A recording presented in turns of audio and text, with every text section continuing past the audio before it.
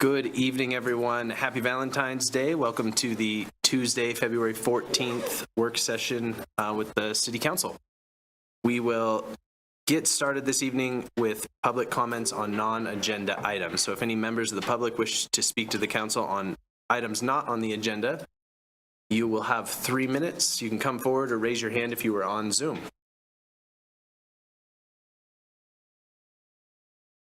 Seeing none, we will close the public comment period and move on to our first work session, a presentation on age-friendly Laramie. And welcome up, Mr. Steinman. Thank you for joining us this evening. Thank you. So yeah, thanks for Harrington. Council, my name is Bernard Steinman, and I am a Laramie resident, and I am a faculty member at the university in the Department of Family and Consumer Sciences. I am a gerontologist, and I am the executive director of Age-Friendly Laramie, which is out right now.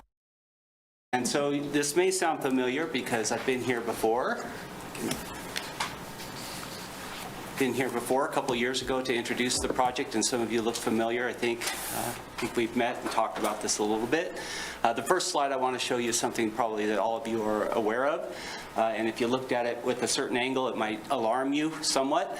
But if you're more like me and somebody who appreciates the potential of older people, then this might look like an opportunity for us to make the community a better place to age. So you can see the projections out to 2040, and the numbers of older adults that we're going to have is essentially going to double from 1990. So we're going to have a lot more older people even than we have now.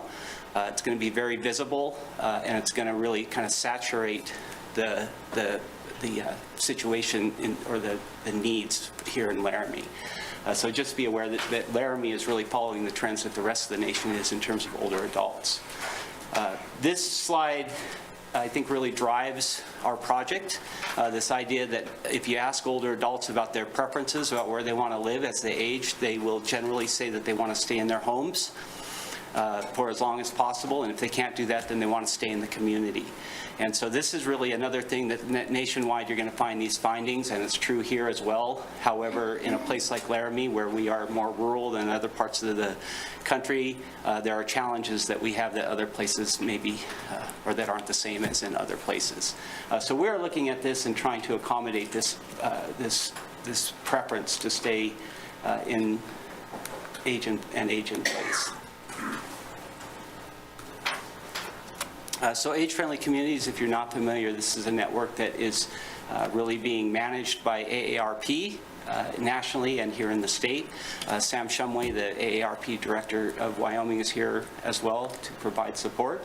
And age-friendly cities really are just by design to help people age in place, to make changes that in the community, both social and physical, that can help. That can help people to stay in their homes. Shut up, I wasn't supposed to do that. Got it. Sorry about that. Okay, so our goals are to improve health and help residents engage and stay engaged. That's a really strong predictor of how well people are going to age.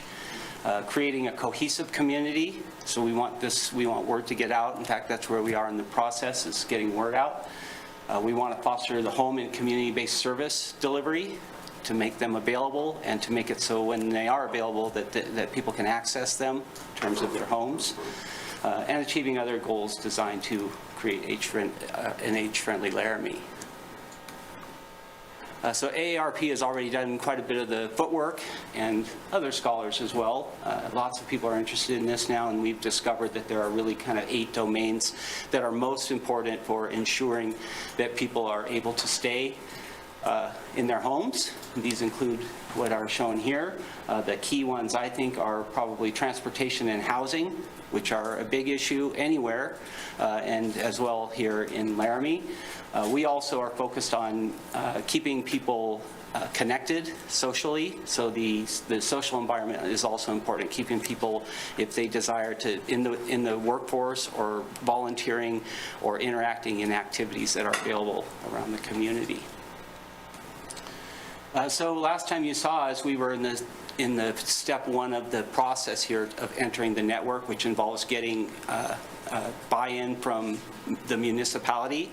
At that time, Andy Somerville was mayor, and she and I worked together to get the project moving. The city council offered us a resolution, and so we got our support from you, and hope we still have your support, even though we haven't talked in quite a little while. Phase 2, well, here we are. Yep, I see a few familiar faces there. This was the night that our resolution was read and given to us. So there are age-friendly communities all over the country. There are 3 here in Wyoming, including Jackson, Teton County, and Casper, and Laramie is the 3rd. We finally got our dot on the map. You can see this is a little bit dated. Every time I go to this page, there seem to be more, so I would guess there are probably more than 800 communities nationwide now. So we are among good company and have lots of models that we can look at to try to be successful. So between last time we met and now we've done a lot of the planning which is necessary to get into the network.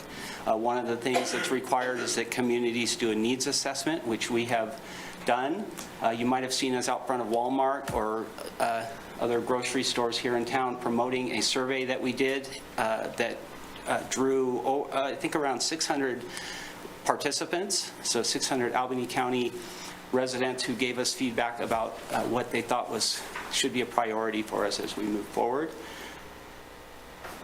We published that report, and some of the findings, I've given you a summary of the findings in the executive summary of our action plan, but if you're interested in more details, we collected a lot of data looking at the 8 domains of livability and assessing people's opinions of where Laramie stands.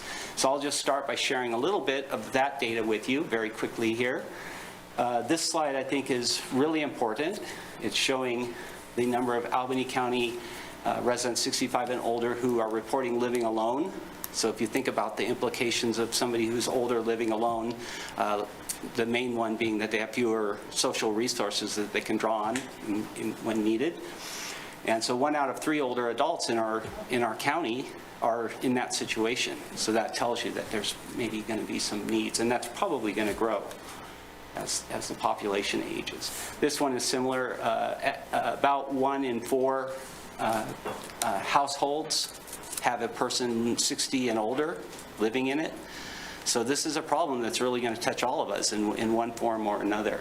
Either we'll know somebody or we'll have an older relative, or even we ourselves may be that person. Incomes, you can see the distribution. Not surprisingly, people in midlife are doing the best, and older adults are not doing badly, but when they start popping into that category of living alone, their incomes drop, and women especially are at risk. So you can see that the median, I believe, income of women 65 and older living alone is pretty low. It's pretty hard to make it on that. So resources might be targeted to that group. This slide also is important. It's showing the likelihood of experiencing a disability. And you can see that for women I always forget my ages here, 75 plus, 60% of women in that age group have a disability that can hamper their ability to do things that they need to do to stay in their homes. So if we're going to keep these people in the community, we need to provide them with some sort of support, and that's why Age-Friendly Laramie was created. We asked about people's sense of Laramie as a place to age in place, and you see that we have a pretty good reputation for that. Most of the data is to the left there, which is the good side.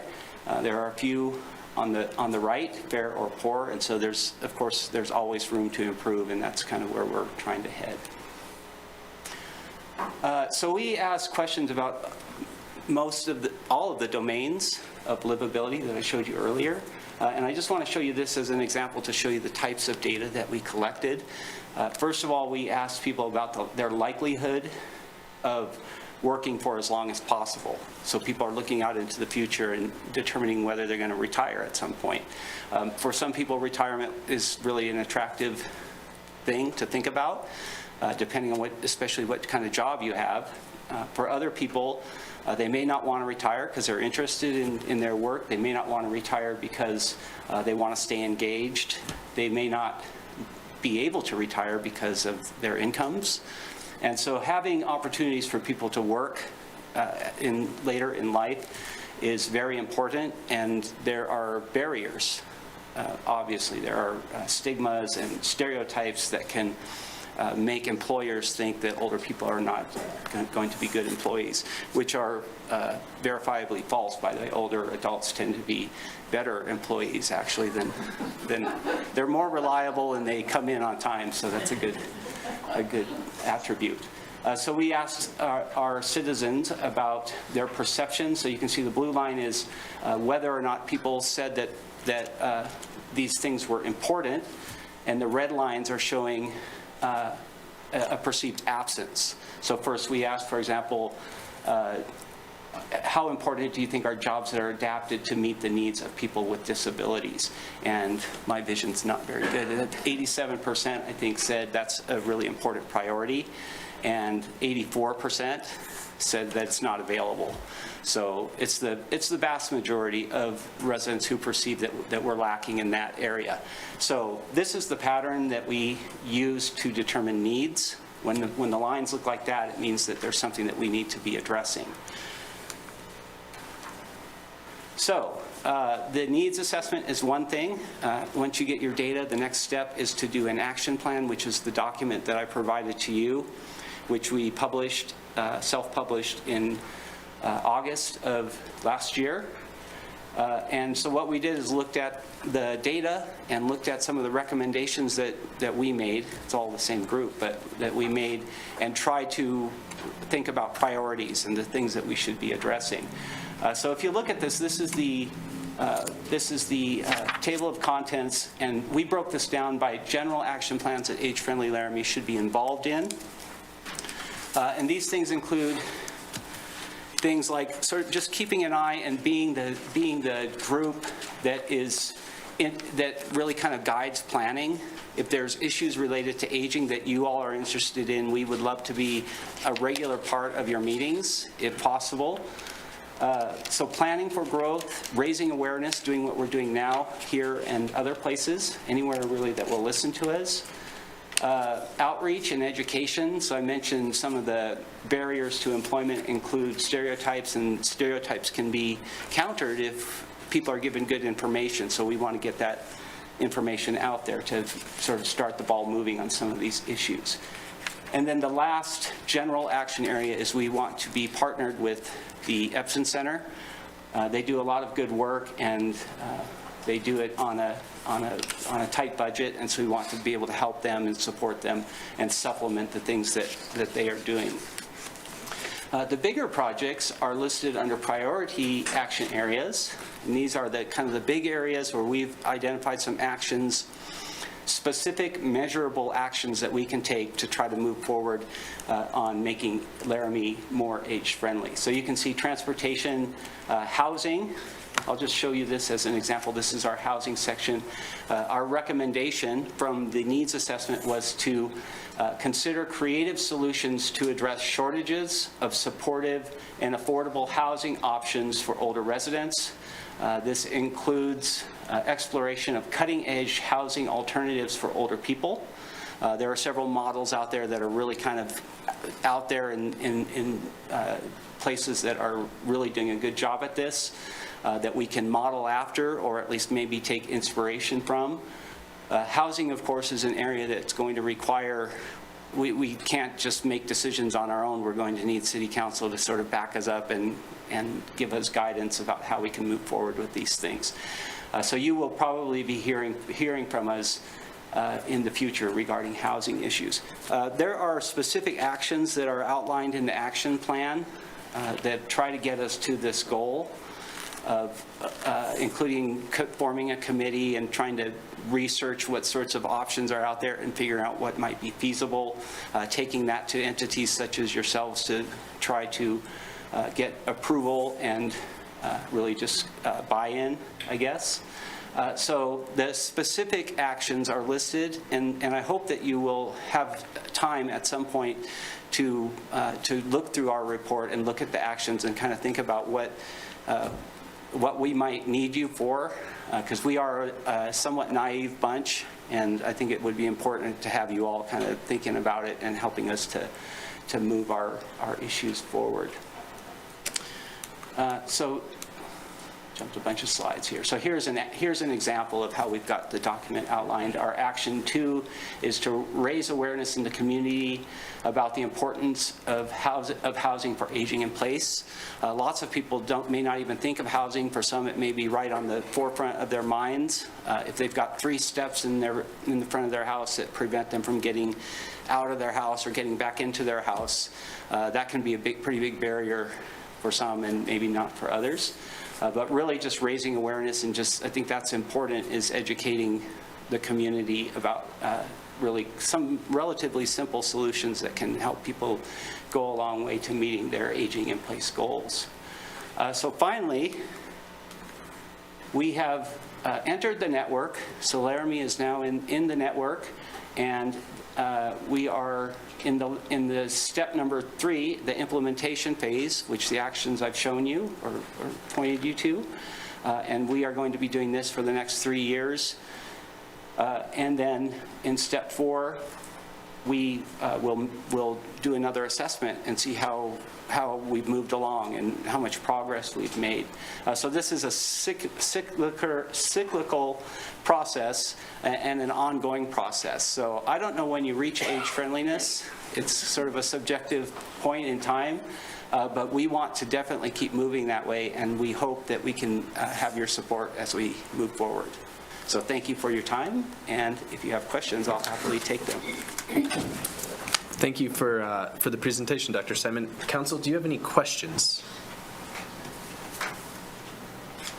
Okay, you're off the hook Okay. then. Is there anyone else from your group that was hoping to speak to us this evening? I don't know, Sam. Yep, Sam wants to come Sure. up. If you want to stay up here. First of all, I want to thank Bernard. He is a tremendous asset to this community, and the work that he and his group is doing. Not only does he bring expertise, just so that you know, a lot of these age-friendly communities don't have the level of sophistication, maybe is the right word. So, you know, he's amazing. He's a gerontologist. He's passionate about this. He's built a really strong grassroots organization that's going to carry this work forward. So, huge thanks, Bernard. I'm excited to see what happens with that. The other thing I want to just say briefly is one of the things that we are engaged in, and as AARP, we can bring expertise to the table in addition to what you already have here, but we're doing what's called a code audit. So we're looking at Laramie's code, and some of you may be aware of this, and seeing if there are areas, big and small, probably mostly small, where we can make tweaks to our code to make it a little bit easier for, you know, as an example, if like accessory dwelling units, these are like grandmother apartments or something like that, if it's really hard, if there's huge barriers and we can fix that with just a small code tweak, something like that, then we're looking at that. And so Bernard will be getting, we don't have the results yet, but we're going to be getting those, and we'll be sharing those with you, and hopefully we can do, like I said, some smaller things or maybe some bigger things to make.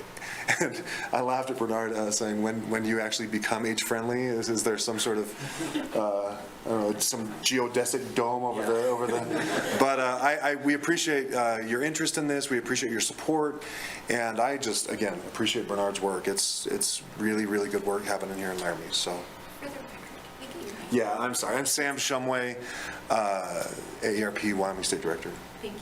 And I didn't address You're fine. the mayor, You are fine, but Mr. members Shumway. of the council. But yeah, that's all. And if you have any questions, I'm happy to. Councilor O'Doherty. I have a question. So we have passed ADUs exactly for this reason. Perfect. To allow ADUs, so I'm really proud of us. And the modifying housing structures, Dr. Simon, you were talking about the Wyoming Home Modification Action Coalition. I'm wondering if that's something we can tweak in our code so that we have a level of, we have contractor, you need to have a contractor license. Maybe we need a handy person home modification, somebody that can do those kinds of things that still fit in our code, but are things that if you're skilled and you know how to do those, you know, and I learned about some of those from you at our Healthy Aging Coalition. Maybe you could let people know a little more detail about that. I know you didn't want to be here all night, but Sure. it's an exciting Yeah, sure. thing, I think. Well, thanks. Yeah, I forgot to mention I'm also chair of the Wyoming Home Modification Action Coalition, and we've been trying to get out and do presentations for that as well. That's a really good point. Home modifications really are just anything that you do to change an existing structure to make it easier for somebody to do their daily functioning. And so home modifications really are specified to the individual. So if you start thinking, I mean, it's always good to keep the ADA in mind, but a home modification is for the individual. And so it's really important, I think, that contractors understand that and know that home modifications are a unique beast, and that it's not really just as easy as screwing things into the wall. You have to know where things should be screwed into the wall. You need to know the height and so on. So that's another thing that we're working on, is creating a network of providers, including contractors who know what they're doing. Occupational therapists are key players because they're the ones who sort of evaluate the environment and guide in terms of what changes should be made. There's room also on the team for medical professionals, nurses, who can assess health and how your health and functioning interacts with the environment. And so this is really kind of a team process. And there's lots of data out there that shows that when you use this type of program, that fall rates decline, depression rates decline, people's ADL, activity of daily living functioning, improves. And that if you did this on a big enough scale, I believe that we could save a lot of money. The city probably doesn't pay for a lot of this stuff, but the state definitely through Medicaid pays for things like nursing homes, which are crazy expensive relative to putting in a ramp or whatever else might be needed. So hopefully Y-Hammock, as we're known, is part of the picture as well. We have sort of a vision statewide, but since I'm the chair, Laramie is kind of a focus for me. Lucky yes, Doctor. Go ahead, Counselor.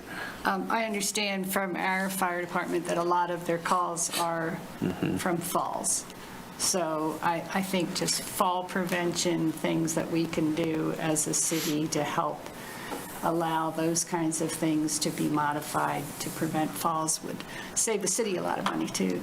I mean, Absolutely. yeah, thank you. Yeah, we had, if I had more time, I would go into our data collection process. The fire department was involved. We did a focus group with the fire department. So before COVID, which kind of shut us down for a little bit, we had really nice engagement and people seem to know. So we're trying to get on back on track, and hopefully this is a good first step to do that. So. Thank you. Any other council members? Yeah, Counselor Pierce. Yeah, thanks. I'm really anxious for your engagement in our housing situation here in town. I think having you participate or members of your community participate would be great, because it's something we've been attempting to tackle for a while. And your voice would be, I think, really exciting to have at the table. So. Yeah, I would welcome an invitation if you have my information, so let me know. Yeah. We are also working on some projects as well with various facilities here in town to try to at least start talking about potential solutions to, single housing is one thing, but when that doesn't work anymore and you need good assisted living, and there's not enough space, or there's just not good options, then people end up having to leave Laramie, which is not a good thing. Lifelong residents, people who've been here 80 plus years, who now are facing this problem of having to leave. To me, that's just sad, and if we can avoid it, I think we should try. Yeah, I'm looking forward to reading the village model that was mentioned. So I like that idea. Thank you, Counselor. Any other questions? All right. Thank you. Well, Dr. Simon, I would just say thank you for taking the evening to spend time with us, Mr. Shumway as well, and the rest of your group. And then we've yet to adopt our goals yet, but next week we will. And transportation and housing are both goals of the council that are likely to be on that list next week. So as we work through those things, as the counselor said, please stay engaged with us. I think it would be valuable to us to have that as a part of this conversation. City Clerk? Mayor, did you want to seek public comment on this? Yes, thank you. And then we will go to the public for any comment on this work session. If you are in the room, feel free to come up to the podium. If you're on Zoom, raise your hand. All right, seeing none, we will close this work session and move on to our next, which is a biennium budget overview and progress. Director Wade, you can come forward.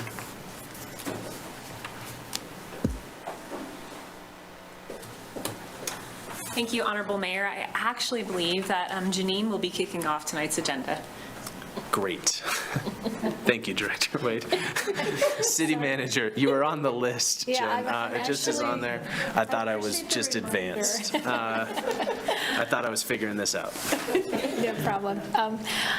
Council, we wanted to take some time with you in a work session this year to just kind of update you on how we developed the budget recommendations that will come to you later in the spring. You typically receive those recommendations in late March, early April, and then you will host a series of public meetings and work sessions or listening study sessions through April and May leading up to adoption of the budget within the first few weeks of June. So a couple things to know. As you are aware, we adopt a biennial budget or a 2-year budget. This is the second year of that biennial budget adoption process, and so a little bit lighter lifting in the second year since we did a lot of the good work for the 2-year budget last year. Jennifer and her team are going to talk to you a little bit to give you an overview of the adopted biennium budget that the council adopted and which took effect on July 1st of 2022. They're going to talk you through what our capital investment program looks like in a very general sense.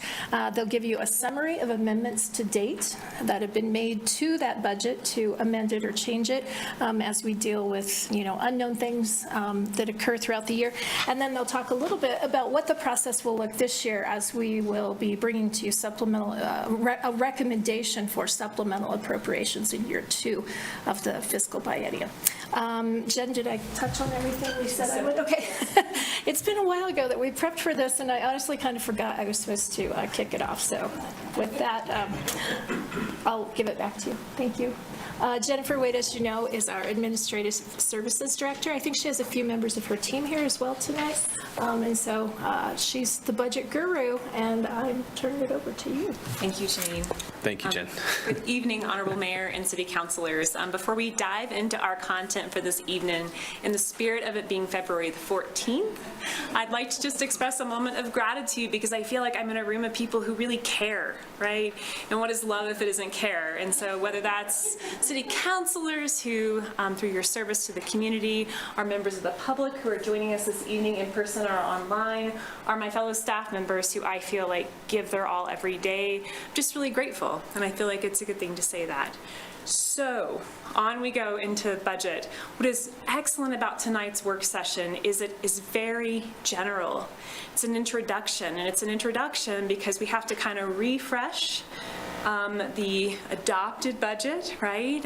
We have new council members who weren't with us during that process last year. And so because we have a supplemental appropriation, we just want to use tonight as a general, okay, let's go through the format of our budget publications. So we're not going to dive into numbers tonight. So I hope you find that mildly refreshing. And really, we'll talk to the council and members of the community who may be listening about how to use our budget publications to really get a digestible overview of the entire budget or the pieces of the budget that they really care about. And so, Nancy, if you wouldn't mind pulling up the adopted budget publication, which is where we'll start this evening. And so the council will remember in the first year of the biennium, as we're getting ready to adopt, you receive 2 budget publications. One is a capital investment and construction plan, of course recommended. The second is the city manager's recommended budget. And so the capital investment plan is typically distributed to the council and to the public at the end of March, and we commence our capital budget work sessions in April. And then the full recommended budget publication is typically released the last day of April, and we'll start those work sessions in May. And so it's a very normal cadence that I feel like it's worth coming back to. In the supplemental appropriation, you will receive 1 budget publication at the end of April, and we will have our work sessions in May. And that supplemental budget publication will not repeat all of the detail contained in last year's budget publications, although it will have all information of substance that is important to your decision making. However, you may find it useful, and members of the community may find it useful to reference last year's budget publications, which is why we're going to go over them at the highest level this evening. Nancy, would you mind displaying the bookmarks for the publication? I'm off to the side. We were able to find them earlier, Brian and I. If you'll excuse me just 1 minute while we work this out. Wonderful, thank you so much. So our budget publications, as you know, we cut them out into 2. Part of the reason we do that is to give you more time for consideration. We also do it because if we didn't, it would be 300 pages all at once, which is a lot of material. And so when you think about transparency in a financial document, you think about length and you think about navigation, because if you don't have proper navigation, it's a real barrier to users actually interacting with the document. Also, publishing an electronic version of the document allows for greater transparency because this is not a protected document. Folks can actually use the comment feature in PDF. You can set some of your own bookmarks to really interact with this information in a way that's meaningful to you. And so tonight, as I'm going through it, I actually will focus on the bookmarks that are embedded in the publication. And so, of course, our adopted publication starts off with the city manager's message. Of course, it's her role to recommend to you a budget, your role to review that budget and then to propose any changes and adopt it through resolution. And so our adopted budget publication will always start with that city manager's message.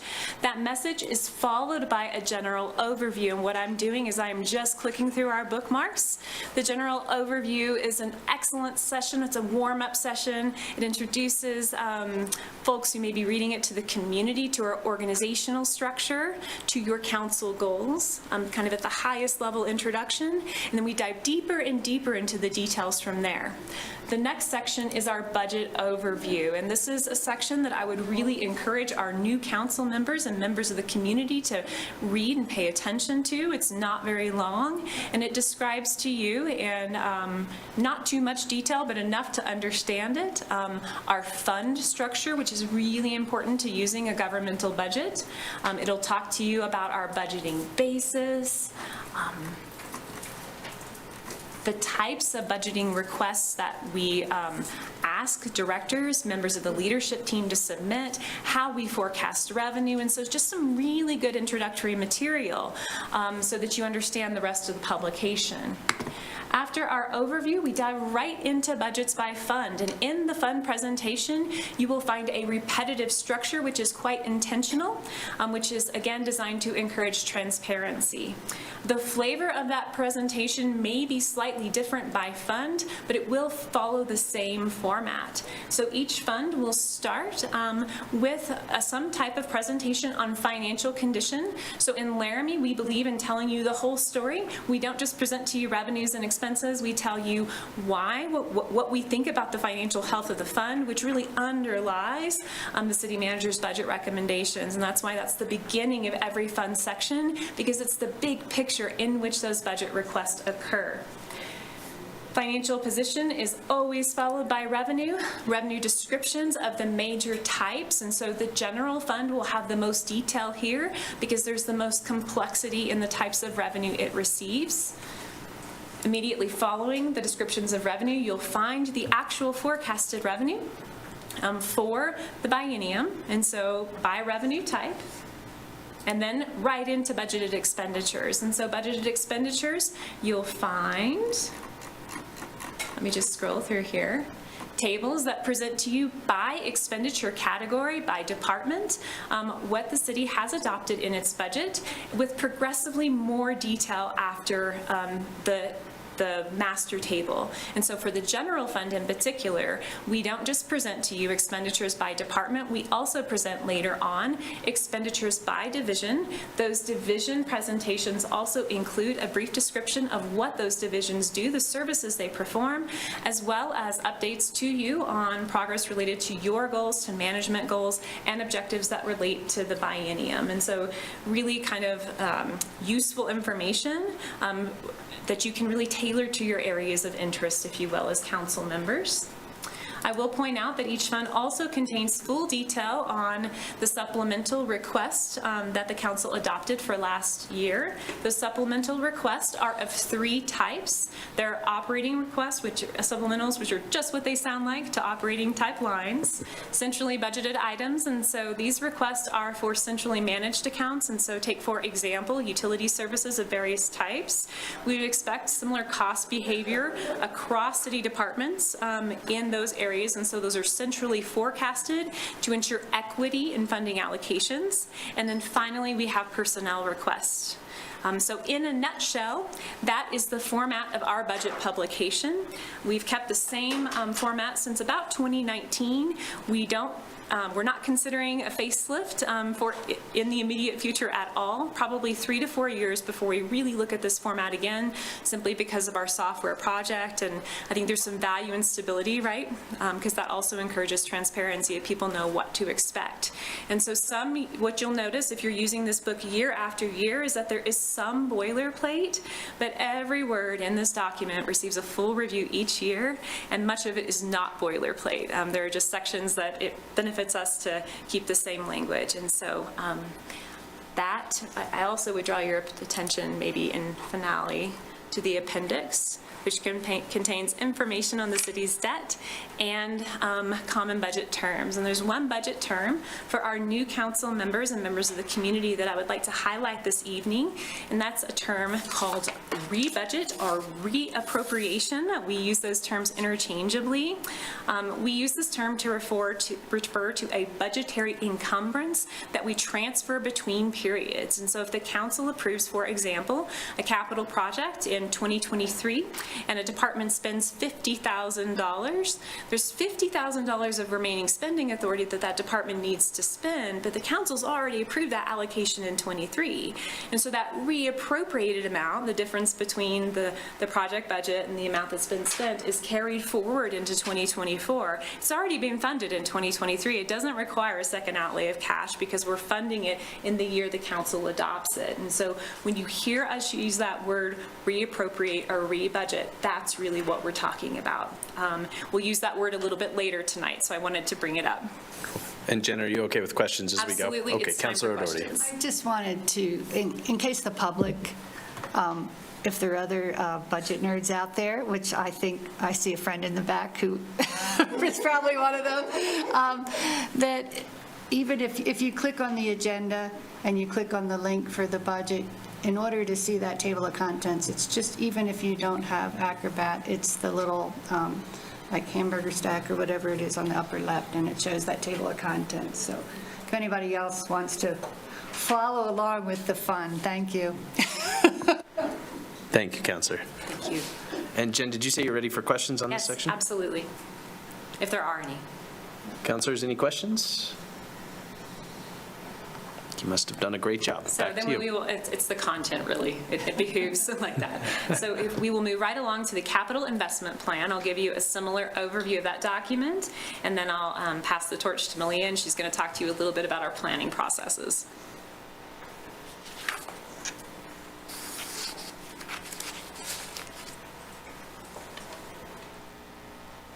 Excellent. Thank you, Nancy, so much. So what you'll notice, just in the first glance, in the capital investment and construction plan, is the format is very similar. That's again quite intentional. So we're going to start with a plan overview and work our way into more detail from there. The plan overview is a really good space to start in this document. It has it has some introduction to our prioritization processes. However, members of the council and members of the community can find more information about those processes in the infrastructure types section. And this is a section that I would highly recommend, as well as the following section, taking the time to review. It works you through our various types of infrastructure at the city. If you're not familiar with them, there's lots of great graphics, there's information about how much infrastructure we have, and the departments absolutely participate in writing this information. And so it's a great place to learn if you don't have the knowledge already. The section that follows the infrastructure types is the overview of the capital plan, and this is another really important section. What you'll find here is an overview of our total capital investment adopted in the plan, as well as summaries of things like our SPT tax, really cool Gantt charts that show the progress of public works projects, some detail on prioritization, and information on each of our major projects, development plans, and related initiatives. And so the big stuff, right? This is a great place to get a pulse on what's happening in the community in capital investment. Following the overview section, we move right into our capital plans by fund. What users can expect in this section is detail for the city's fleet vehicles and equipment, as well as details for the adopted capital projects, which I'm just scrolling to. So these are what our capital project summary tables look like.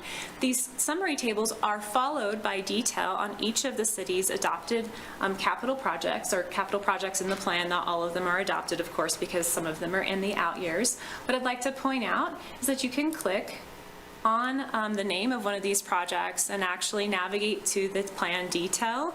You would need to take note of the page where you were to get back to it, or set your own bookmark to toggle back and forth. I just typically note the page number. That's how I work with it, but there's a couple ways to do it.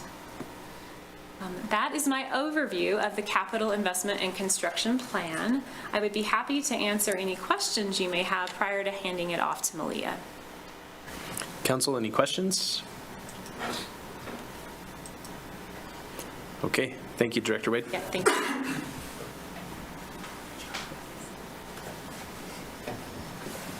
Welcome, COO Brown. Good evening. So I'm going to discuss the capital investment planning process and prioritization, and you know, it's kind of a big task when you're trying to look at all the projects we have to have at the city, and how do you go about planning what is the most important. And there is a lot of thought going into what we plan and how we prioritize. You know, when we start, I wanted to mention that we do have financial plans, and so everything that we're planning, especially in the water, wastewater, solid waste fund, is funded by rates. And so we don't just look at, you know, all the capital, equipment, everything, fleet is in their debt, cash. And when we're planning for those financial picture to make sure we can do what the council wants and some of the goals that we want to do, we have things like revenue, like grants that we actually do, you know. Brooks and Todd go, well, here's we have to actually apply for a grant, because that's how we did the model. So, you know, we have grants going into SRF, WDO, TAP grants. So there's a big planning process with that. So besides the financial piece is how do we manage what we do? What kind of projects do we do? And several years ago, when I became COO, we decided that we're not going to do a broken process when we're all getting together, and we're going to look at projects that we can maybe get a better bang for our buck. You know, you go out and you don't want, you know, just look at 3rd Street, they were going to mill it, and then we had water lines that were not being replaced. We did not want to go replace them after the fact. So we made a decision with YDOT to do that, but we do that with everything. So we're looking at water, street, storm, and saying, looking at our projects and some of the tools that we have and working together as a team. Some of the things that we're looking long-term, that some of the factors in our prioritization is partnerships. You know, when YDOT comes in for Curtis Street, we partner with them, or 3rd Street, or we have USAC or other partnerships that we have to time this out. So there might be things that council wants or whatever, but we have a priority to make sure that we're doing some of the projects that we need with our partners. You know, we just had the traffic light going to Flint, and we went and did extra work on the sidewalk and stuff on Flint, if you saw it by the Carpet One shop, so it would look nicer, and kind of had a project done with that. Other things that we look at is, you know, we have master plans, so we have to look at the master plans and say, are we doing what the master plan tells us to do? Are we looking at, you know, we have storm drainage, and now we're looking at what's our top. I think that with this study coming up, and they're going to do a work session on February 28th, it's a pleasant surprise of what they're recommending, and it's kind of a different direction. I mean, pleasant in that they have better recommendations, not that we're getting any better. But the recommendations, I think, are, you know, was surprising, and I think that is going to affect our capital prioritization going forth. Some of the other things that we look at is capacity. And I think a lot of people don't look at the capacity issue, in that we have a very short window to actually do capital construction. So that's why we have a lot of rebudgets or, you know, timing issues, because you have the summer months, and some of these projects do go over into different years, because the summer months ends in June, our fiscal year, and starts in July, and so you have that. But we have looked at what can we design ahead of time and build the next summer. So we have looked at those type of things to try to get some shelving on the design piece of it. Let's see, what else do we do? Of course, we have goals from you all, and we want to make sure that we are, you know, putting in the goals that the council wants, and we consider that, and making sure that we're making those goals in our capital prioritization. Let's see. The other thing we have is development, you know, and we're looking at, you know, we have to balance with maintenance and development. And so, you know, we did a lot of projects of how can we help with development. So we're looking at the north tank and the sewer outfall to help the development going north. Or we have a partner that with development, you know, we have a business that's coming in. We looked at the infrastructure, making sure that they have the connections and the things that they want. So when we go into this capital project, we're looking at a lot of things. And people always say, well, why didn't you do this? Or, you know, so I guess I'm trying to explain the process. It's a big one. And I think it's not just for capital. We do that for equipment. We do that for fleet. I mean, our fleet schedule, our fleet team, they literally go through, have a ranking process, repair records, and we look at fleet, and we're having a 5 to 10 year schedule on some of this stuff. And then, of course, priorities do change. I mean, you have, you know, the PCI index is probably going to change our projects and our financial plan. We do that every 2 years, so we'll be updating that next year for the biennium. So that's my overview of planning, hopefully. If you have any questions, I'll be happy to answer. Council, any questions for COO Brown? Councilor Doherty? It's more a comment. When you said it's kind of a complicated, I think that's an understatement. And it's a beautiful thing how you balance all the above ground and below ground things to keep it on track. So I hope the PCI stuff I hope the good news was that the new system didn't show us that everything was a lot worse than we thought, and then we're going to have to redo everything. But thank you for everything you do. I just want to make that comment. Sure. Vice Mayor Cumby.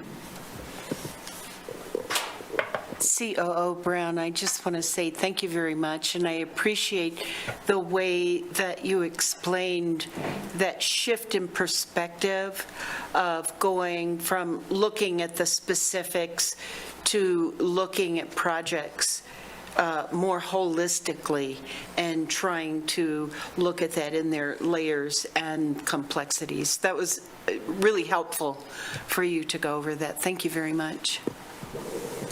Any other council members with questions? Okay.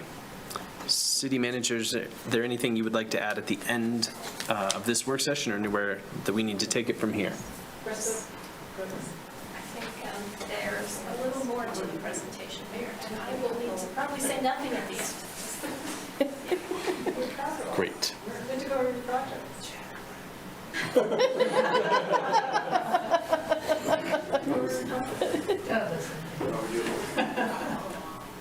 So Honorable Mayor, if I may just Please. move the agenda along. Thank you. Director Webb will be joining us to discuss Public Works projects, followed by Assistant City Manager Feeser for some of his. So just some brief updates. Thank you, Director Wade. That's right. Assistant City Manager, welcome.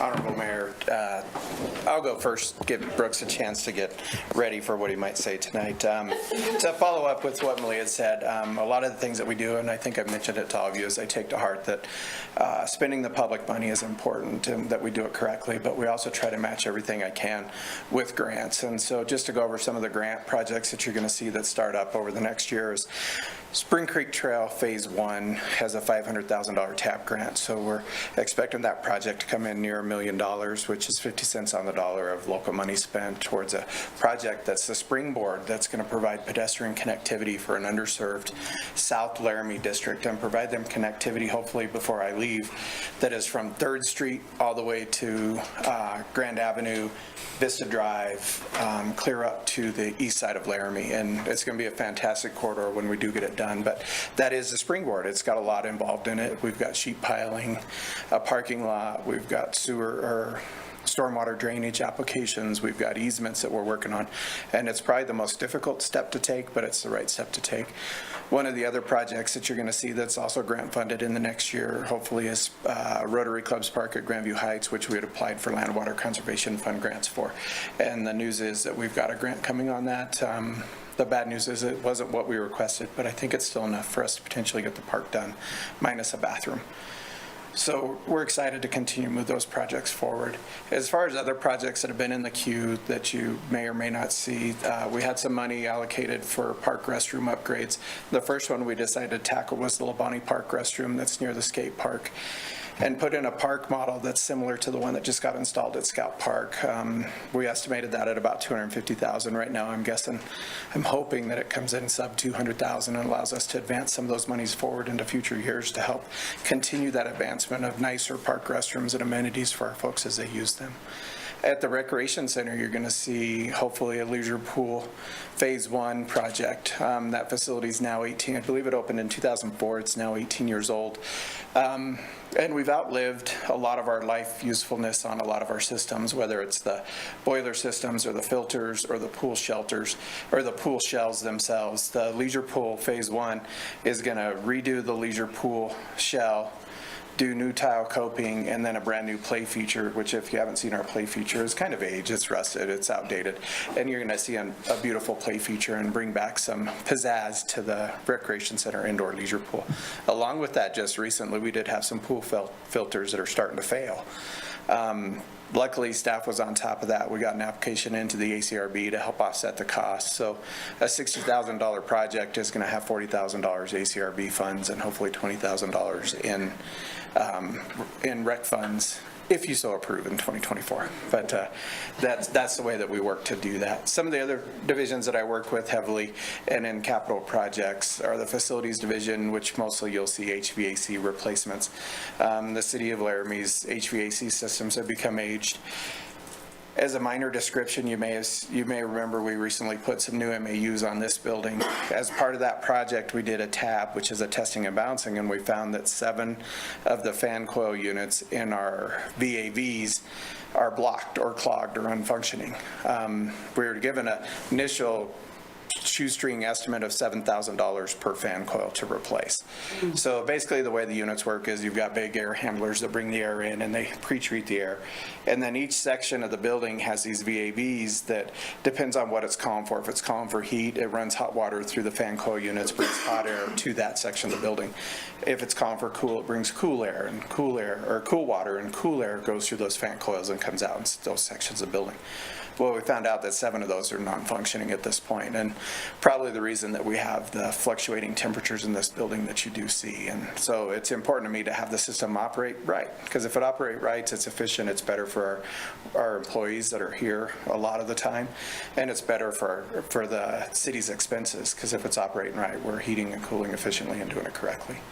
Some of the other things that he had to help with, and I don't mean to steal Chief Brown's thunder, but we did have some funds put towards the outdoor area of the Laramie Police Department, and I'm excited to do some improvements out there to get that done. And one you'll see next Tuesday is the fencing improvement project that was funded under the capital projects. But I try to help out, again, wherever I can, wherever I'm needed to help get these capital projects going. I'll be happy to answer any questions you may have.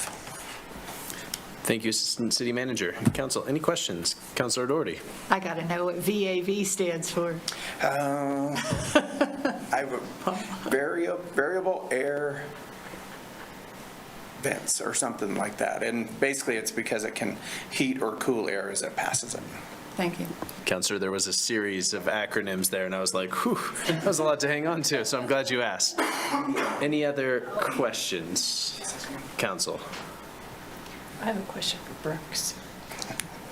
Do you want to throw it out now, or you want to wait for his presentation?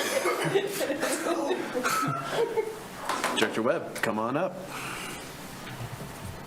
I'm not sure if, I think this is not a real question by Councilor Pierce. Just an invitation for you to join us. Sure. Honorable Mayor, City Council, moving into 2024, Public Works isn't requesting a whole lot of adjustments or changes. We do have a few, notably regarding streets in our capital construction fund. We had $485,000 to rehab Alta Vista. With the new pavement study, it's showing us that a chip seal there is sufficient, which is great, but it's also showing us that Beaufort 7th to 9th needs a rehab. So is what we'll be requesting is to basically move Alta Vista into the chip seal and Beaufort Street 7th to 9th into a rehab there before it completely fails on us. SPT projects, we're not asking for any changes there. A couple of the big projects that we got going in water is obviously a couple projects that started in 23 and are going to continue on North Tank. That's a multi-year project. I told you last week we've got lots of pipe coming in on site. Things are mobilizing. They'll be starting to dig here pretty quick. That project, for the most part, is kind of outside of the city view, and so it shouldn't really affect the public too much. And then also we'll be bidding this summer in wastewater to do the north outfall for the wastewater side, which is about in that same alignment area. And so both of those projects are huge projects, combined $25 million, but they're kind of outside of the view. They shouldn't affect the public a whole lot. The other big one that is going to affect the public is we'll be back in 3rd Street this year with the short construction season that Malia talked about last year and material shortages. We had to shut the project down a little early. They didn't get their hydrants and valves in like they should. We are told they have all the materials now staged and ready to go. So I think they're planning on getting back out on 3rd Street in May. Mayor Harrington asked me the other day if we're coordinating around Jubilee days and stuff, and we absolutely are. We've had those talks with the contractor and working around days. The other big project, C-Line, that we got some ARPA funding for is going all the way down 6th Street from Canby to Ivinson. What's really going to affect the public there is when we go across Harney. There's going to be a closure on Harney for, I'm hoping we can keep it to a week. When they go across Harney, they've got to lay the pipe in, and then that roadway there is concrete, so we got to put the concrete back in. Concrete's got to cure, so there's going to be about a week long. I'm hoping it's only a week long shutdown on Harney. And so that's definitely going to affect the public, and that's another one that we're really looking at what's going on, making sure that's done before school starts, Jubilee days, game days, things like that, making sure that we're coordinating that and getting that together. Municipal Operations Center North Campus, we've reached substantial completion, so the bulk of that project's completed out there. We got a couple contracts that are lingering on, some landscaping and things like that. With water, wastewater overall, we do have a couple smaller projects that are in the alleys. Our priority replacement stuff. We go through, the guys camera those, we look at break history, things like that. And so there's a couple projects there. But as far as overall changes, there's a couple actually that we're reducing funding on. We noticed on, I think, let me see if it was the water or the wastewater plant. I think it was the wastewater plant. We had a project at the wastewater treatment plant that we went out and got some more updated quotes on, and originally that replacement of that equipment was $940,000, and the updated quotes are $200,000. So big savings there for that. We're excited about that. So overall, we've got a really busy summer. We've got a lot of projects right now that are going out to RFQ to get design started to start next year. I don't know that we have as many construction projects going out this year, and part of that is because we have those huge projects that are continuing on. West Laramie, Wyoming, we were hoping to be getting that out to bid right now, but because we've put in for ARPA funding, we're waiting to hear.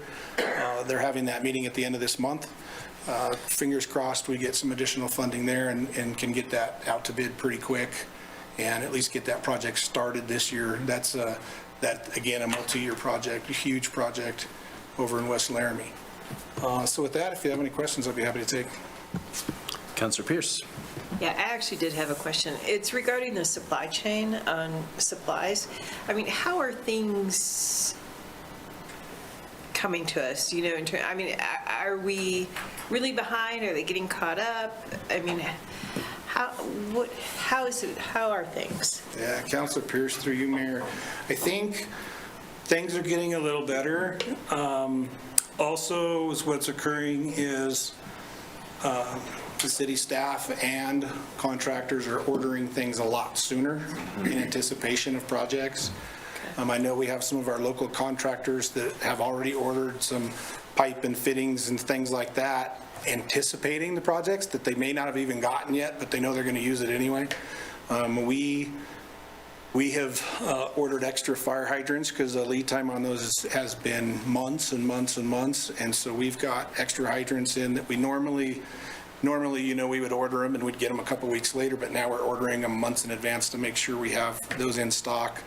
Our paint order from 2 years ago arrived a few months ago, so we have enough paint to paint the entire town this summer.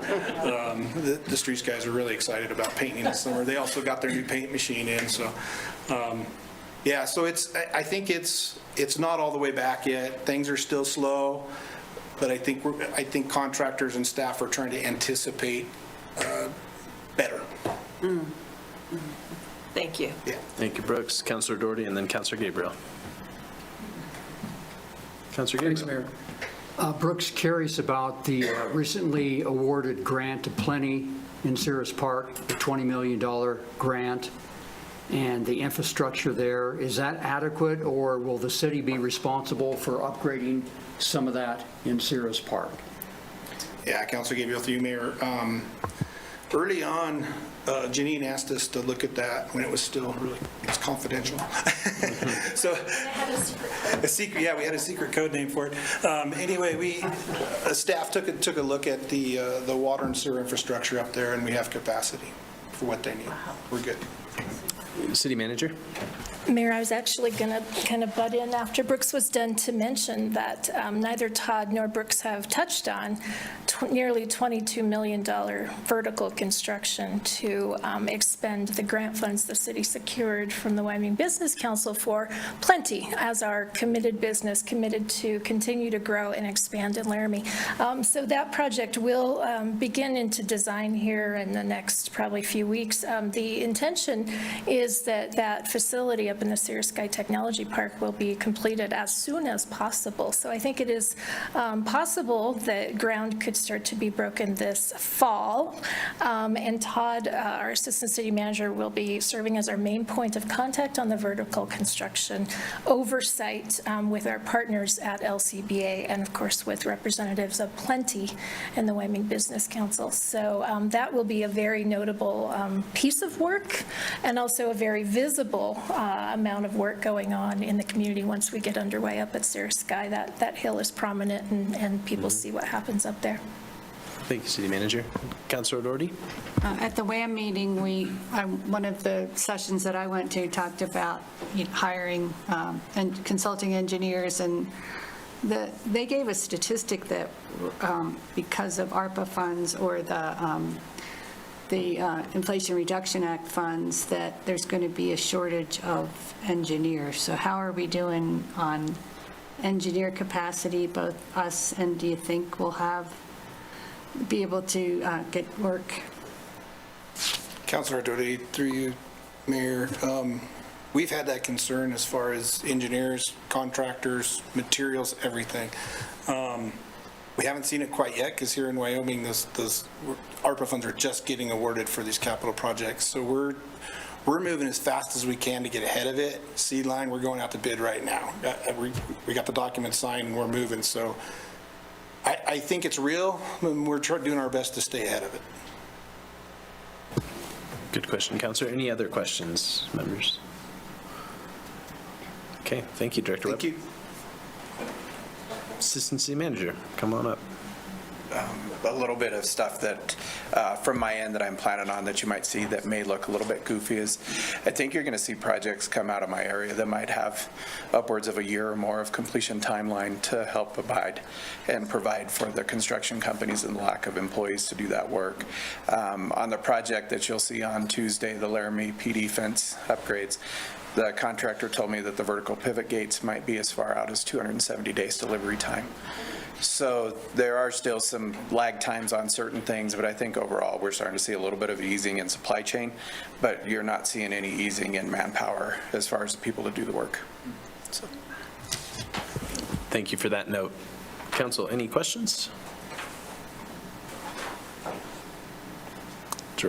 Yeah. Go ahead and come up, Director Wade. So we focused tonight on the budget that the council adopted last year. But of course, the council has taken action in the current fiscal year that will impact fiscal year 2024. And so we've also provided you with a summary of amendments that you have already adopted to the fiscal year 2024 budget. So as through this evening, you will consider a few more at your next regular meeting. And so we provided this memo to you. I am pleased to welcome one of my budget team colleagues to you this evening. Spencer Katuri is an accountant at the City of Laramie, and he's actually going to be presenting to you the detail on the fiscal year 2024 amendments, and then I'll field any questions you have. Thank you, Director Webb. Mr. Katuri, come on up.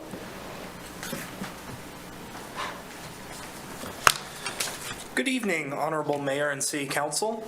The City Council has approved several budget amendments, as Director Wade said, for fiscal year 2024 already, as well as some fiscal year 2023 amendments that we anticipate will be reappropriated as they relate to capital investment. The memo provided to you today outlines all of these changes to the adopted budget. and I'll briefly discuss them with you. The first major change actually occurred in all funds.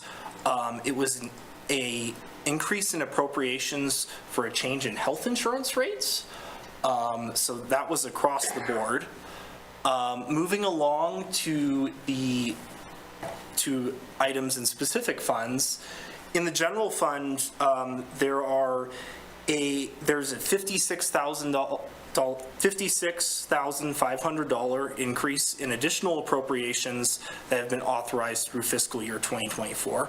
The bulk of this increase is for $55,000 in the Police Administration and Operations Division for background investigative services. And you'll also see a small increase in the Engineering Division for a cooperative GIS agreement in the county. In the general fund, there are also a couple capital project items that may impact 2024 as reappropriate amounts. First, $100,000 for a capital support transfer to fund the remodel of the Fire Station 1 dorm next door. And that is contingent on grant funding. Second, there's $135,000 for the 3rd Street beautification project. Moving on to the capital construction fund, there is one item that may impact the fiscal year 2024 budget as a reappropriation. That's $350,000 for that Fire Station 1 dorm remodel. Again, that's contingent on grant funding. Moving on to the water fund, there's a few items here. There's additional appropriations of about $369,000 that have been authorized for the actual lease payments required to support the city's acquisition of the Bath Ranch. There are also several capital items in this fund that may impact the budget, the fiscal year 2024 budget as reappropriations. The largest of these is related to a project that Director Webb discussed earlier. It's $6 million necessary to fund the Northside Tank project. This will be offset by state revolving fund financing, and it'll have a term of 30 years, and the financing the city has secured is 1.25% per annum. There's also in this fund a little over $50,000 in increases for the citywide utility survey. The additional appropriations will be used to map out curb stops and meter pits. There's also $59,000 for the approval of a contract amendment on the North Campus water main project, and about $8,000 for the bid award on a skid loader, and about $15,000 for the bid award for 2 service trucks in the water fund. In the wastewater fund, there may be a reappropriation of about $9,000 for a service truck into fiscal year 2024. And finally, in the solid waste fund, there may be an impact to fiscal year 2024 of about $205,000 for the household hazardous waste building. I hope that this overview of changes was helpful as we progress through this budget cycle. Thank you. Thank you. Council, any questions? Great job, Mr. Katuri. Councilor O'Doherty. I was wondering, excuse me, if the curb stop and meter pits survey, will that have anything to do with the lead and copper rules, like the inventory that we need to do for that?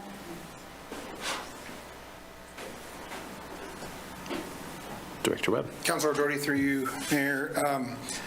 The survey for the meter pits, the short answer is no.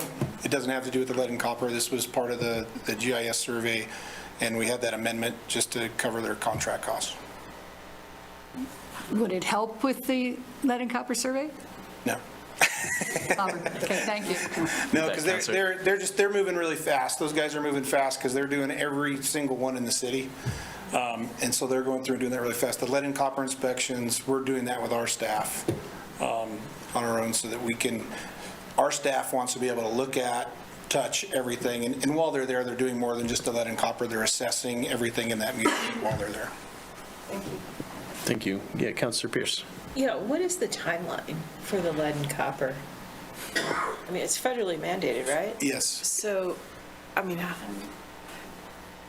oh, goodness. I think I think 2025, there has to be some inventory report. Yeah, I think it's at end of 24, first of 25. I'm sorry, I don't have the date right off the top of my head. But we are on track to get it completed. Thank you. Thank you, Councilor Pierce. Any other questions? Okay. Director Wade, keeping us moving. Thank you. This is working well this evening. I'd like to acknowledge what a joy it is to work with Spencer as a member of the budget team, and how excellent I think it is that he wanted to present this evening. I'd also like to acknowledge the member of the finance budget team who could not be here tonight, Louise Johnson, our lead accountant. She and Spencer are both spending almost their entire lives at work on the budget right now, and that is work worthy of commending. I'll be handing the agenda off to Janine now, and she'll talk to you about her focus areas for the supplemental appropriation, as well as the new state requirement for mandatory fiscal training and her plans for covering that requirement. Thank you, Director Wade. City Manager. Thank you, Council. As you are aware, we really entered into some of the focus areas for the supplemental appropriation in year 2 of the biennium in the first year.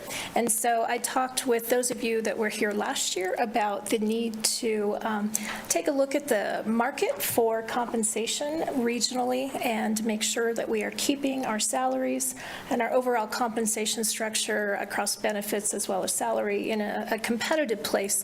Interestingly, I was just, as these guys were talking, I was reviewing some data on personal income growth and whatnot through this cool website I like that talks about Wyoming by county.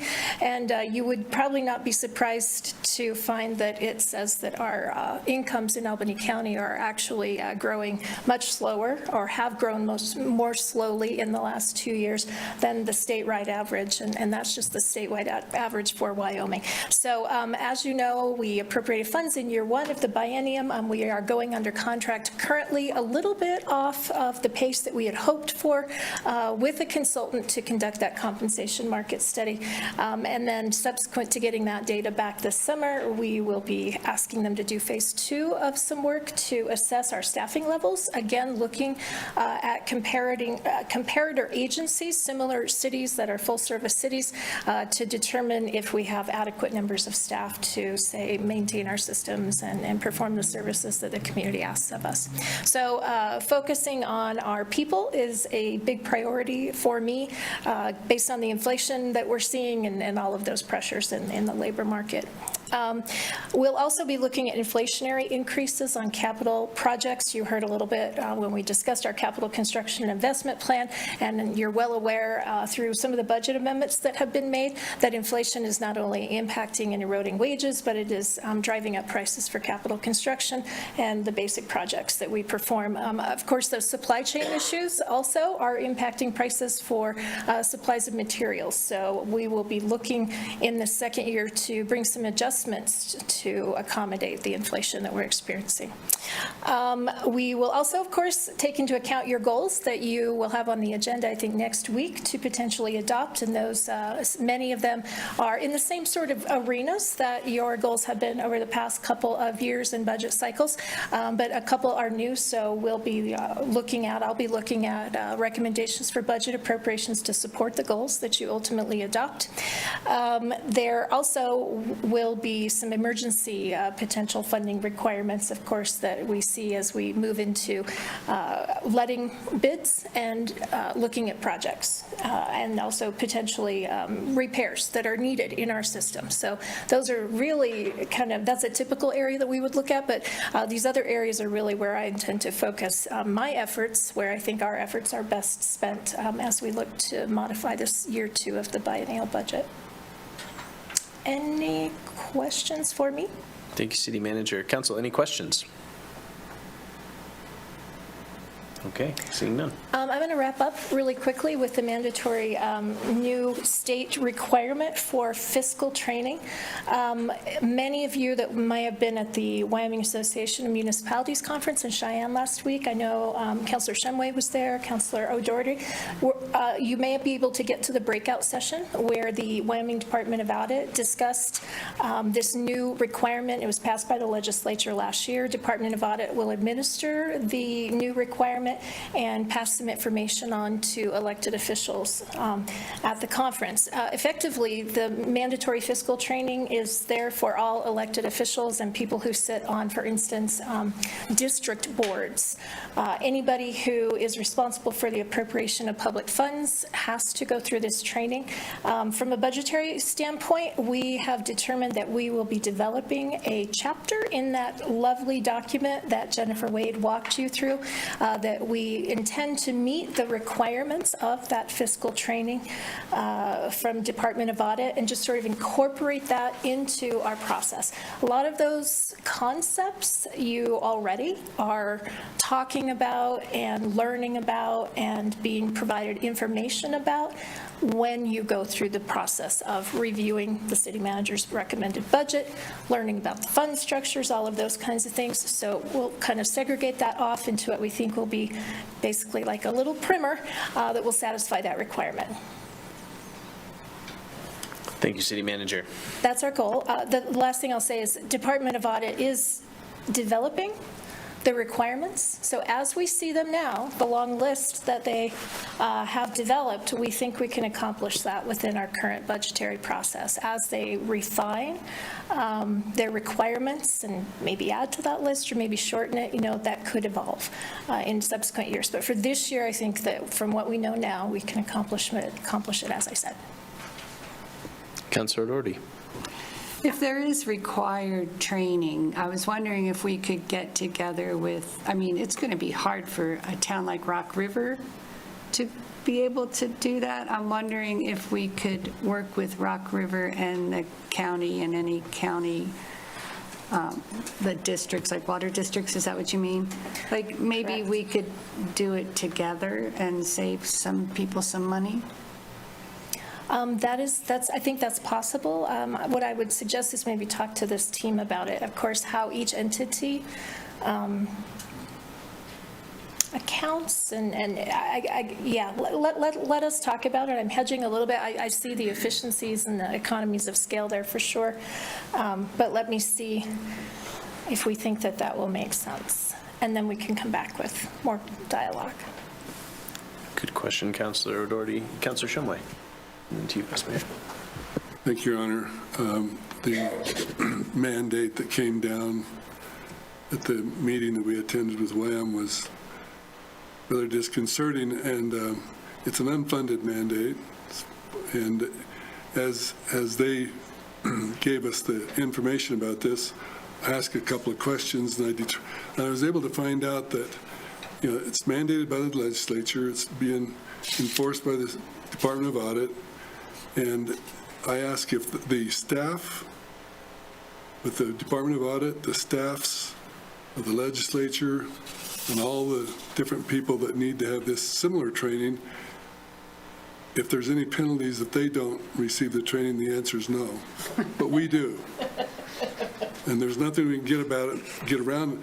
If we don't do the training, if there's someone on the council that decides that they're not going to be pushed around, they will be removed from office, which is pretty heavy-handed in my opinion because we're elected officials. So anyway, it's frustrating, but we need to comply, and I'm sure that with the staff that we have, we can very quickly and very efficiently meet their requirements. And I'm not opposed to being trained. We should be trained, but I just don't like the cavalier attitude that the state continues to take when they're looking at municipalities. Well said, Councilor. Vice Mayor. City Manager, I was just curious if the training is going to be done as a chapter or a primer. Will there be an after test that is provided to demonstrate continuing education competency? Right. Through you, Mayor, Vice Mayor Cumby, I am not aware of any competency testing requirement. I think it simply has to be verified that you've been through the training. But if certificates would be welcome. We'll give certificates of completion or something. Councilor Shumway? I asked that question also, and they came back and they said, we have ways of determining whether or not you've received the proper training. If not, then there will be funds withheld until you can reach that level of competency. That's the way it's going to be. Is it like they go into a trance? No, Excuse me. We will. I don't have it. I have full confidence that we're going to be right where we need to be. It's just, it comes to us. I think there's a better way for them to deliver the message. Yeah, Councilor, that seems correct. City Manager, I think to Councilor O'Doherty's point, there may be, even if it's slightly less efficient for the city of Laramie, I think there is some nature of being good neighbors to our other neighboring communities or water districts, sort of the list goes on. There might be some other value there because there is no funding associated with these trainings. I know ours is specific to our fund sort of design, but if there is a way that we can help others, whether that be attending a shared meeting or sort of lending some of our informational framework to them to sort of fill with their own fund structure, I think maybe if we can, I think that's a good idea. I think it's us being good neighbors to our neighbors. So if that option presents itself, I would second Councilor O'Doherty's note. Anyone else? Councilor Gabriel. Are we about ready to wrap up? Well, I don't know. That depends on how many more questions we have, Councilor. I have a question either for Jen or Malia concerning the City Council Finance Committee. And I'm just, my education, I've never sat on that. How does that, three-person, correct, on the finance? Yes. How does that committee from the City Council work throughout the year? Because I know they meet on a regular basis. How do they work through your office throughout the year on the budget and maybe some of their other activities from the Finance Committee standpoint? So the primary role of the Finance Committee is to serve as the kind of detailed approval for City of Laramie expenditures, and that is the purpose of the committee. And so they're actually not doing any work on the budget. We also use the committee for education, and so at the last meeting, I actually discussed with the committee members internal controls over disbursements, right, which goes into that education, which would help fulfill some of these educational requirements. But their role is limited to that review of city expenditures, review and approval. Thank you, Councilor. Any other questions? Councilor Shumway. Just a comment, Councilor Gabriel. Not only does Jen help us with everything that we need to know, but she sends us home with homework. So we have pages that we have to review and become very familiar with what we're doing. And it's a very serious obligation that we have to make sure that everything is being done, according to good accounting principles. Thank you, Councilor. Any other questions? Councilor Newman. I just wanted to second that. I wasn't at the last, had some family stuff pop up, but still checked my email and I noticed I did have homework and going through all that. So yeah, it is something that we take very serious. Any other questions, Council? City Manager, anything left on your docket? No, thank you. I would just close by saying I recognize that we do have some newer members of council, and for them and also for folks who have more years of service on the council, if you have questions about the upcoming process or want to learn more, please reach out to me anytime, and if I can't help you, we'll get you in touch with the people that can. And I hope this was a quick refresher and sets expectations moving forward into March, April, May, and June with the supplemental budget. Thank you, City Manager. Council, we will go to public comment on this work session. If there's any members of the public that wish to speak on this, come forward or raise your hand on Zoom.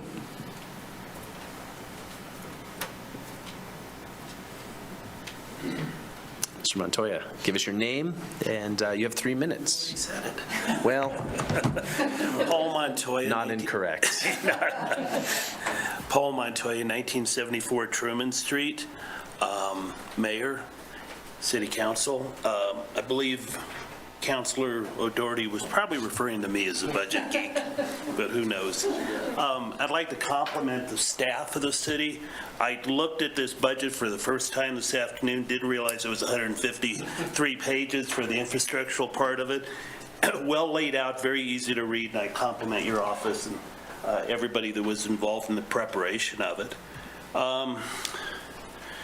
The one thing I would like to really encourage City Council to really set as a goal as you move into this next session is, of course, streets. That's the one thing that I'm going to really push on. There's a lot of things in the budget that are just excellent, but I think street improvements are going to be the big issue. It was noted in the budget that 10% of our streets are gravel or dirt, and I think most of it we know where they are at. I take some of the comments that were part of the budget. Street improvements in unpaved areas also consider the reduction of annual maintenance expenditures to maintain the roads. Sections of road that cost more to maintain are prioritized over less costly sections. I would say that I would slightly disagree with those statements because I feel that a lot of the dirt and gravel roads are adjacent to paved roads, and that does cause additional wear and tear on those paved roads, and I think that really has to be taken into consideration. Plus, when you also consider the grading operations that would have to be done on some of these gravel roads, I don't know if that's necessarily a good statement.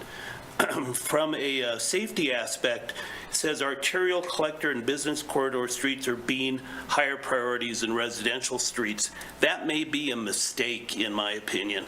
If we are going to consider things like age-friendly Laramie, we're going to have to consider these residential areas, and especially even sidewalks. At first, I was mainly concerned about paving, but I see so many, especially older people, walking dogs in neighborhoods that are unpaved, and normally the ice and mud and so forth really is a big fall hazard. So we do have to consider the safety aspect. Also, cars slipping on muddy streets versus icy streets can be a real issue also. This isn't only a West Laramie situation, even though we do know that most of those unpaved roads are in West Laramie. There's other places like Bill Nye Avenue west of 15th Street gets very heavily traveled. I've seen that become very muddy. East Fetterman west of 3rd Street and all the streets around there, 1st Street along the railroad tracks, those are all streets that have been around for a long time and have never really been addressed. I think it's an issue of safety, maintenance, but also quality of life. And if we're going to attract businesses to the area, I think we've got to pave more of these streets. Now, I do realize it's a budget issue. I realize it's sewer and stormwater situations, but we do have to somehow find the money for that. Possibly the 7-cent sales and use tax might be something that could be sellable to the public. I think most of the public would agree that these are issues that we have to address before we get to any other issues. So let's get that last 10%, at least 8% of it, let's get it taken care of. Thank you for your time. Thank you, Mr. Montoya, and thanks for taking a part of your evening to spend with us. Happy Valentine's Day. You as well. What a way to spend it. Yeah. Any other members of the public wish to speak on this work session? Okay, seeing none, we will close that public comment period and move on to item 5, council comments and updates. Any council members have updates? Councilor Shumway. There was a meeting with the Laramie Youth Council in which we tried to reassess our plan of action, and I think we have a great team that's working on that. We plan to move forward, and that's all I have to report. Thank you, Councilor. Any other updates? Councilor O'Doherty. The Council on Disabilities met last week. One big topic was that next month is Disabilities Awareness Month, and the hope was to have another event like with the obstacle course or something, but it's not going to work too well, but we hope to have a table at the rec center. I can't remember what the event is, but it's right around the beginning of March. What is it? Luau in Laradice. So we're going to have a table, informational table there. Folks were really excited about like the idea of having a snow angels or something in Laramie, people that are a way to a group of people, volunteers that would help keep sidewalks clear. And then right after that meeting, I had the Environmental Advisory Commission meeting, and we talked about the Aquifer Protection Plan is supposed to be coming up soon. And I'm sorry, I forgot the other things that we talked about, but I'll have to check. Thanks. No problem, Counselor. Yeah, thank you. Any other updates? Any comments, Council? Okay, we will move into the agenda review. You all have a copy of it here in front of you. And it's also available online if you are a member of the public participating in front of your computer. I will just give you all a minute to look through the consent agenda to see if you have anything that jumps out there.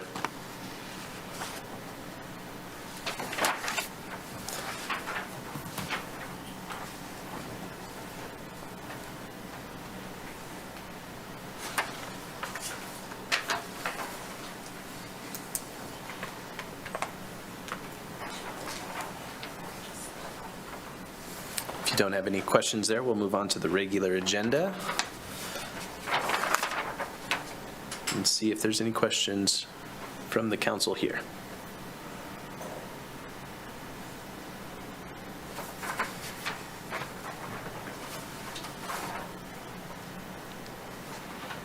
Councilor O'Doherty. I feel like our work session on goals, the part that, the most important part, we did at the end, and then we didn't get to really discuss because a lot of things had one, and I'm not sure how the city manager put things together, but I think we might want to have more time to discuss, but I just want to throw that out there because I feel like we met each other at that work session, got to know each other's colors, and then it was really last minute with our goals. So normally we would have more discussion of those goals, and so I kind of wish we had a chance to have that discussion first, but it might be that the city manager read our minds and put it all out there, but you know, the sooner we can see that, the better, I think, and then we might decide to postpone until another meeting to actually vote on it, if you are comfortable with that. Thank you. And Councilor, what would be the, if we postponed, what would happen in the meantime? I guess is the... Well, I was hoping that we could just have a discussion at just more time. Work session or something. Okay. The city manager has gone through the goals. The vice mayor and I have had a chance to look at the goals, and she had just sent them to us maybe today and asked us to read through them and send them back. A lot of those things that, I had some concern about things we left off because we had a limited number of votes. So there were things like adopting the cap. No one voted for it, but you could assume the council intends to do that. Those things are on our goal list. So the city manager had that stuff dialed in. So I don't know. Let's. I think what if we get the goals and then we figure out what we need to do from there. I think the goals will be out with the agenda on Friday. Is my understanding. And if there's still a need, then we'll have that postponement conversation when it comes up. Does that work? That works. Thank you. Okay. Thank you, Councilor. Vice Mayor? I just want to agree with Councilor O'Doherty that I felt uncomfortable about the way that we, I think, failed to finish the goals. I left feeling that we had not finished engaging in that process. And so I think this is a good solution because city manager did meet with us, and I think many of the ideas that we've been sharing and working on for the last 2 years went forward, but maybe look at the goals and then determine, do we need to have a work session, a forum, a special meeting where we can really focus and see if we need to fine tune? Because in my experience, I have realized how seriously it impacts the staff and everything you do. And so I think everything we write there is so important that I'd like to be sure that we all have input and that we've taken the time that we need, because this moves forward and impacts every member of staff. So. Thank you, Vice Mayor. Councilor Newman. I don't want to sound like a broken record, but I agree with the fellow council members. I was under the understanding there would be more discussion on the goals that didn't happen. It was just like, oh, here they are, and meeting over, right? So after we look at them, maybe we do need to put them in a work session, but I just wanted to voice my opinion as well. Thank you. Thank you. Any other members have anything on this or other items that are on our agenda? Not to try to keep us on the straight and narrow here. Okay. City manager. Mayor, I should let you know that about 5:30 this afternoon, the city attorney and I realized we would like to add an executive session. So we haven't had time to tell the clerk yet. It's not on the paper in front of you, but it will be. There goes our 7:30 end time record. Thank you, City Manager. Union Pacific, that's exciting. How many years did that take? Anything else, Council, on this agenda? Okay. With that, we are adjourned.